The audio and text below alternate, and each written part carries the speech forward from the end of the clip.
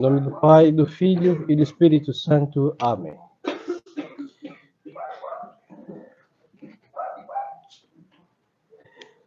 Louvado seja nosso Senhor Jesus Cristo. Podem sentar. A epístola de hoje é de São Pedro. A carta de São Pedro, e nos diz o seguinte: caríssimos, humilhai-vos sob a mão poderosa de Deus, para que ele vos exalte no tempo da sua visita, descarregando sobre ele toda a vossa solicitude, porque ele tem cuidado de vós. Sede sóbrios e vigiai, porque o demônio, vosso adversário, anda ao redor como um leão que ruge, buscando a quem devorar. Resisti-lhes fortes na fé, sabendo que os vossos irmãos que estão espalhados pelo mundo sofrem as mesmas coisas. Mas o Deus de toda a graça, que nos chamou em Jesus Cristo à sua eterna glória, depois que tiverdes sofrido um pouco, vos aperfeiçoará, fortificará e consolidará. A ele seja dada a glória e o império pelos séculos dos séculos. Amém. Em nome do Pai, e do Filho, e do Espírito Santo. Amém.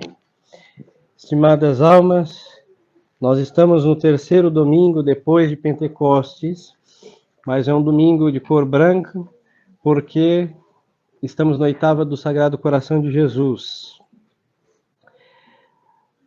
A Santa Igreja nos propõe aqui essa epístola de São Pedro, e vamos então considerá-la nesse domingo. Diz aqui o apóstolo, nosso primeiro Papa: humilhai-vos sob a mão poderosa de Deus. A humilhação diante de Deus é nada mais do que reconhecer a nossa própria miséria. O ato de maior sinceridade, maior humildade diante de Deus. Diante dos homens, isso é um acréscimo, não vem ao caso, porque estamos falando aqui, segundo São Pedro, que nos manda humilhar-nos sob a mão poderosa de Deus. É o reconhecimento da nossa miséria. Olha, os santos que praticaram virtudes heróicas, mas diante de Deus, eles se enxergavam como eles são e seguem. Nada. Não é nada. Não são nada. Porque diante da majestade do bom Deus, por santos e virtuosos que são os que estão no paraíso, mas diante de Deus não são nada. E aonde nós começamos esta humilhar-nos diante de Deus? Com a nossa confissão. Por isso, na confissão, é totalmente errado falar do pecados de segundos ou terceiros. No confítor, o que nós dizemos? Minha culpa, minha máxima culpa. Essa é a humilhação e esta é a verdadeira humildade diante de Deus. Que cada um se reconheça como é, pecador. O que acontece? A partir desta humilhação, porque não é fácil, porque nós somos soberbos. O diabo foi soberbo e segue sendo. Adão caiu por quê? Por soberba e segue sendo. Herança para todos nós, hein? O pecado original faz com que sejamos escravos, principalmente dos vícios, as paixões desordenadas. Então todos nós, não existe falar, não sou humilde, não. Todos nós somos soberbos, uns mais, outros menos. E o que acontece? Diante desta humilhação, que é reconhecer o nosso nada que nós somos diante de Deus, a mão poderosa de Deus vai nos exaltar. Primeiro, quando se trata de pecados, nos perdoando. Não existe uma maior elevação da parte da majestade do bom Deus que estender a sua mão e nos perdoar.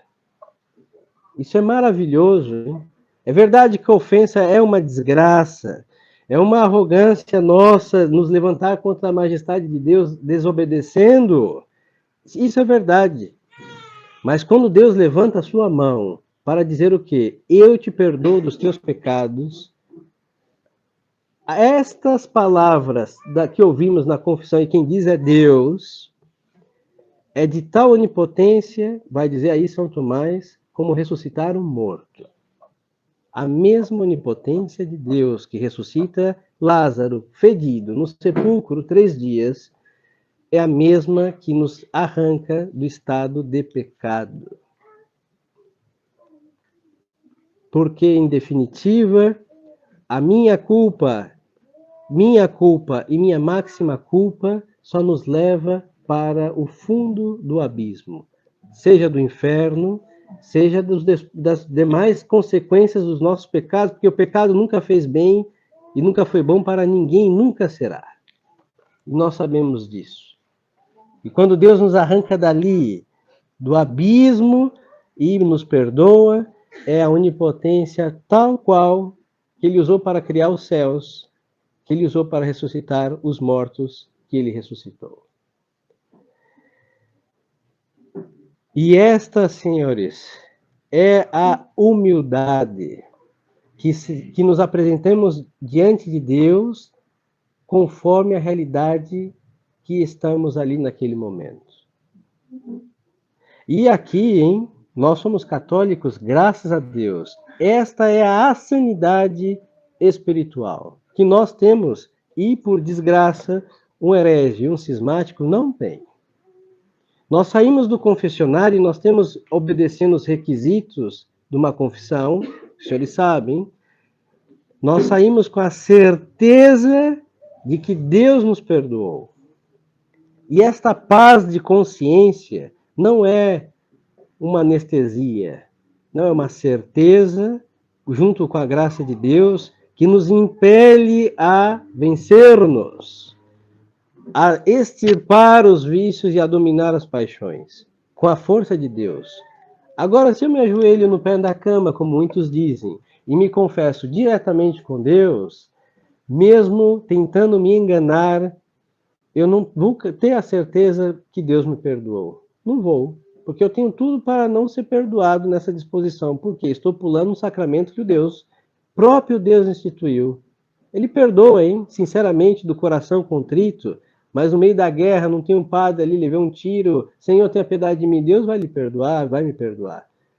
Mas tendo um sacerdote, nós temos que ter esta certeza sacramental, e esta é a humildade.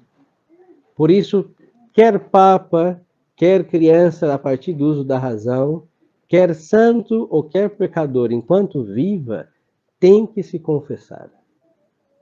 Sendo um bom católico. Todos nós, não contei, mas creio que são 3, 6, 2, pelo menos 6 horas de confissão nós tivemos este final de semana. Um pouquinho mais que o padre... Não, nos atrasamos, digamos assim.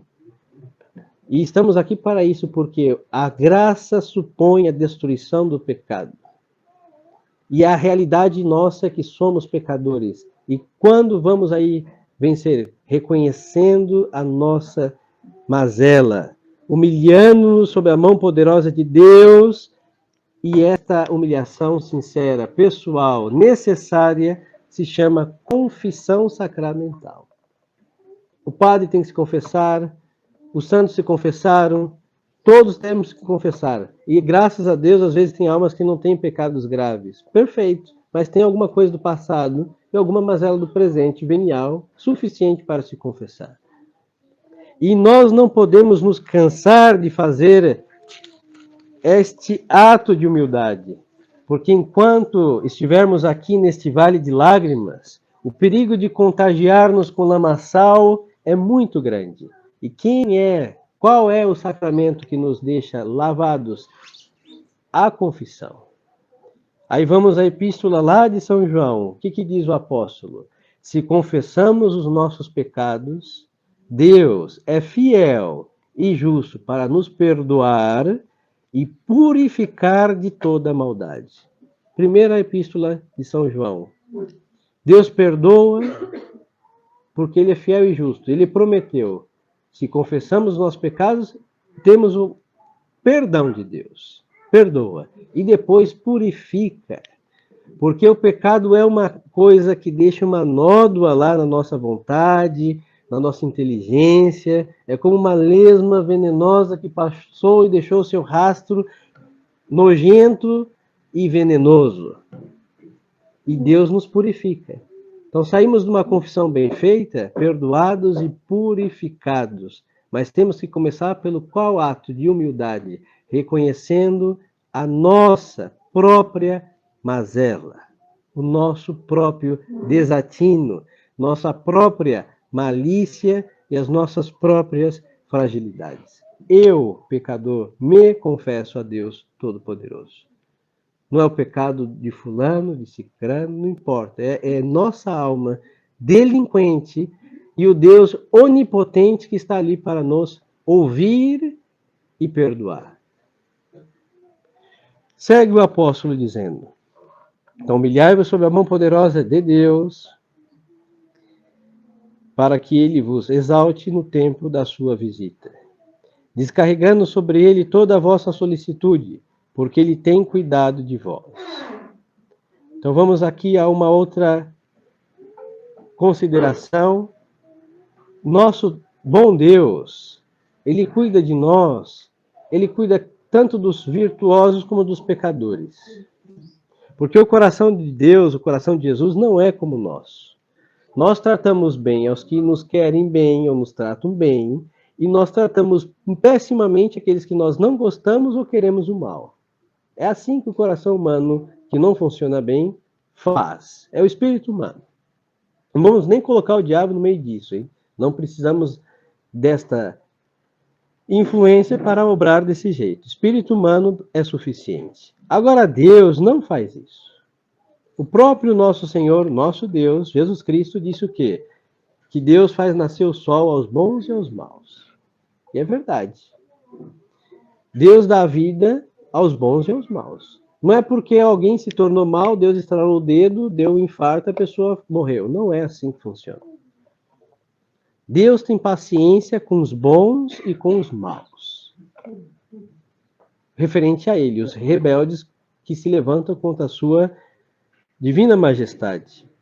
Agora, Deus, em todo caso, tanto aos bons como aos maus, cuida demasiadamente de nós. Podemos olhar nossa vida e ver de tantas que Deus nos livrou. Nós passamos pela porta da morte muitas vezes. E é muito simples, hein? Os senhores que têm um monte de crianças sabem que uma criança aí engasgada pode morrer. É muito simples, muito frágil. Uma queda pode aí morrer. Nós passamos anos num colo de mãe, estamos aqui, graças a Deus, em pé e inteiros. Quantos riscos passamos dentro do útero e fora dele? Muitos, todos nós. Um trânsito. Quantos lesados fazem tantas barberagens, como chamam, e podemos estar ali moídos como uma carne triturada no açougue por um acidente? Muitas e muitas vezes. E por que não aconteceu? Uma assistência de Deus, não pense que é por astúcia e agilidade somente dos bons motoristas. Não, senhores, muitos bons morreram no trânsito. O motorista de ônibus pode dormir e tchau, todos nós lá no purgatório. Acordamos nas chamas do purgatório. E não aconteceu ainda, e não vai acontecer. Deus cuida. E um anjo da guarda que, pelo amor de Deus, se víssemos o nosso estimado anjo, nem penas nas asas deve ter, hein? E tantas proteções, contínuas, incansáveis. Deus cuida de nós. É mais uma razão para ir aos pés de Deus nos humilhar, porque a majestade de Deus, mesmo sendo infinitamente justa, é infinitamente misericordiosa, e Deus é Pai. Está pronto, mesmo que mereçamos os golpes justos das suas mãos, mas vamos lá, Senhor, eu pequei. E vamos ouvir o quê? Meu filho, eu te perdoo, vai em paz. Sempre. Porque Deus ama a sinceridade do coração contrito. A Madalena foi assim, hein? Sabemos o que ela fazia. Ia ser apedrejada justamente pela lei de Moisés, lei de Deus. E o que nosso Senhor fez? Não condenou nem a lei de Moisés, porque ele é autor dela, e nem aprovou o pecado dela merecido, digno de lapidação. E só disse o quê? Quem não tiver pecado, atire a primeira. E a primeira pedra podia vir das suas mãos, ele não tem pecado. E o que ele fez? Ninguém te condenou, mulher. Eu também não te condeno. Vá e não peques mais. Este é o nosso Deus. Esta é a misericórdia verdadeira do coração de Jesus. E agora a pergunta é: por que nós temos medo disso? Sendo que é justamente disso que nós precisamos para entrar no reino dos céus. E começa qual a aplicação desta misericórdia? Minha culpa, Senhor, minha, somente minha. Eu me confesso, faz tanto tempo que eu não me confesso, Padre, meus pecados são os seguintes: acusação, penitência, absolvição e tudo resolvido. Então, o Deus que cuida de nós e um Deus que não se cansa de nos perdoar, hein? É o Deus que espera de nós esta única atitude, reconhecer as nossas próprias faltas e acudir a seus pés no confessionário. Aí segue aqui então agora o apóstolo dizendo o porquê que às vezes isso não acontece. Porque o demônio, vosso adversário, anda ao redor como leão buscando a quem devorar. O diabo tem um péssimo gosto. Então, o que ele faz? Ele não quer devorar o santo. Ele quer que o santo se transforme num pecador, porque só assim ele pode digerir aquilo que ele mastigar. Então, se nós estamos aí humilhados na presença de Deus, se estamos aí lutando contra nossos pecados, nos confessamos sinceramente, bons propósitos, um pouquinho de oração, tem recaídas. Verdade, o espírito humano recai, mas se sempre com sinceridade se levantar, mesmo que o diabo mastigue nessas tentações e ciladas que cairmos, ele não vai poder nos engolir. A contrição, a confissão, sempre fará o diabo vomitar de sua boca a alma contrita. Sempre. Ele só vai nos engolir e nos digerir se nós aí não acudirmos à misericórdia de Deus, que é a confissão, a contrição sincera e um propósito sincero e firme. Então, ele anda buscando o quê? Como o leão que ruge, buscando a quem devorar. Aí o apóstolo vai dizer como? Resistir-lhe fortes na fé. Mas na fé de quem? Daquele Deus que nos perdoa, daquele Deus que cuida de nós. Por isso, entre nós católicos, na tradição, existe sim exorcismos sacramentais, mas nós não nos preocupamos muito com a ação do diabo, hein? Isso é próprio da renovação carismática, que fica com um medo do diabo.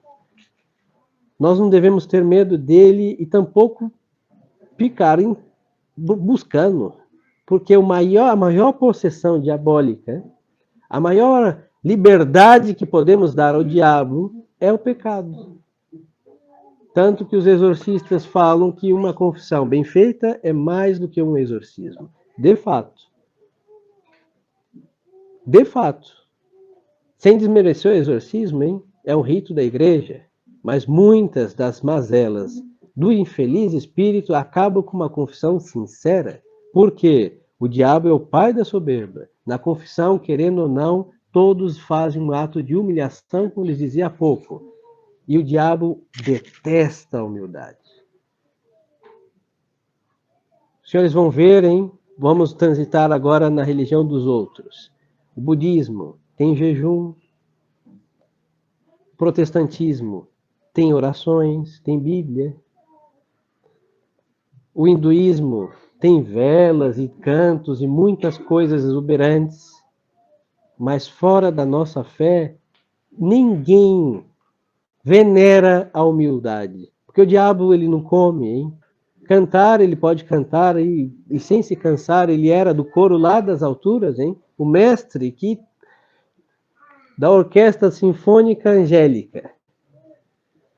Agora, humildade nunca teve e odeia. E é a humildade daquele reconhecer a sua culpa. Ele não reconhece a dele, pois a culpa dele em Deus que o criou. Adão fez a mesma coisa, pôs a culpa na mulher que Deus lhe deu. A mulher pôs na serpente que Deus criou, e nenhum dos quatro reconheceram que a culpa era deles. Agora, o exorcismo é eu me confesso. Padre, faz tanto tempo eu digo isso. E o diabo odeia isso.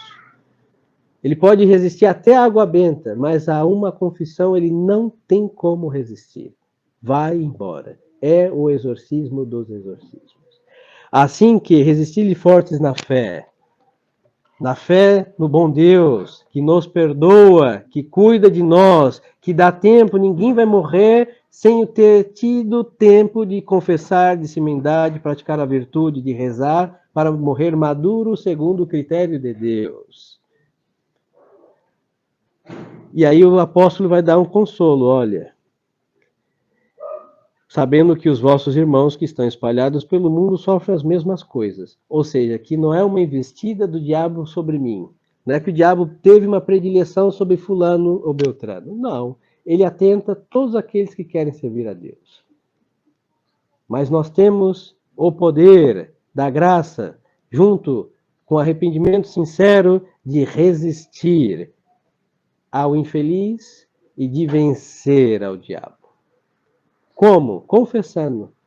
Não é dado o poder de exorcista a ninguém, só ao sacerdote, mas uma alma confessada, que comungou com a alma limpa, ela pode encarar o inferno inteiro, porque é Deus na sua alma que luta por ela. E ela resiste a todos os males com a graça, com a presença de Deus. Assim, estimadas almas, nesta oitava do Sagrado Coração de Jesus, eu sei que todos os senhores se confessam, graças a Deus, estimulo que sigam fazendo, e fazem muito bem, mas nós temos que agora olhar estas práticas com olhares de fé, porque nós nos acostumamos. E é lamentável se acostumar com as graças de Deus. Quando nós recebemos a absolvição, é o padre é um instrumento, hein? Mas é Deus que está ali. Nós não podemos nos acostumar com essas palavras, eu te absolvo. É o mesmo que Lázaro, sai daí do sepulcro e anda. E Deus ter nos visitado com esta graça de nos perdoar e nos dar a sua vida, sempre tem que ser alvo da contemplação, que nossa alma é alvo da bondade de Deus. É isso que estou aqui e vou insistir neste momento. Então, toda confissão, agradecer, Senhor, eu poderia ter morrido sem esta confissão estar no quinto dos infernos. Quantas vezes aconteceu isso em nossas almas? E nós não dizemos, Senhor, muito obrigado. Porque merecimento eu não tenho, é só bondade vossa. E o que acontece? Deus, nosso Senhor, ele não resiste a alma humilde. E quando se agrega a verdadeira humildade, o agradecimento a Deus, aí as nossas confissões cada confissão é a confissão. Cada comunhão é a comunhão. Cada missa assistida é a missa. Porque a nossa alma vai penetrando no coração de Jesus e vendo essas bondades dele para com a nossa alma. E aí não vamos só confessar por confessar. Tenho pecado, sim, me confesso. Mas olhar para trás e ver tantas confissões, tantas visitas de Deus, e tudo isso o quê? Carinho da bondade do coração de Jesus para com a nossa alma, que não tem o menor merecimento. Porque até isso ele nos dá. Porque o merecimento pouco que nós temos é o pouco que nós tiramos da fonte infinita de merecimentos que é o coração de Jesus. Então ele nos enriquece com as suas riquezas. E nós, como mendigos, que agora acertamos 6 números na Mega Sena, não dizemos, Senhor, muito obrigado por sua bondade para conosco. Então tenhamos agradecimento, e esse agradecimento para com Deus é a humildade sincera, que reconhece que tudo que tem recebeu de Deus, por pura bondade de Deus, e diz: Senhor, muito obrigado, como aqueles leprosos que, curados, um só foi agradecer. De fato, um só era humilde e reconheceu nisso a bondade de Deus. E disse: Senhor Jesus, em suas palavras, muito obrigado. E nosso Senhor ficou honrado, porque Ele espera esta gratidão de nossas almas. Então, humildade agradecida é o que faz com que o diabo não possa mastigar e muito menos engolir a alma que ele tenta, mas nunca será vitorioso sobre a humildade agradecida. Então, que nosso Senhor nos convença e contemplemos as visitas de Deus, hein? Às vezes a gente fica olhando a crise do mundo, a economia, a política lamentável deste país e do mundo inteiro, está tudo perdido, a crise da igreja, tudo isso é pavoroso, assustador, é terrível. Mas agora as maravilhas que Deus segue fazendo, nossos olhos não passam diante de nós, hein? E nós não contemplamos, não agradecemos. E aí o nosso coração se faz o quê? Sutilmente arrogante, queixoso e ingrato. E aí a graça de Deus não veio para ser judiada e vai passar, e vamos ficar longe dela. Que Deus nos livre, que essa é a maior de todas as desgraças. Louvado seja nosso Senhor Jesus Cristo. Em nome do Pai, do Filho e do Espírito Santo. Amém.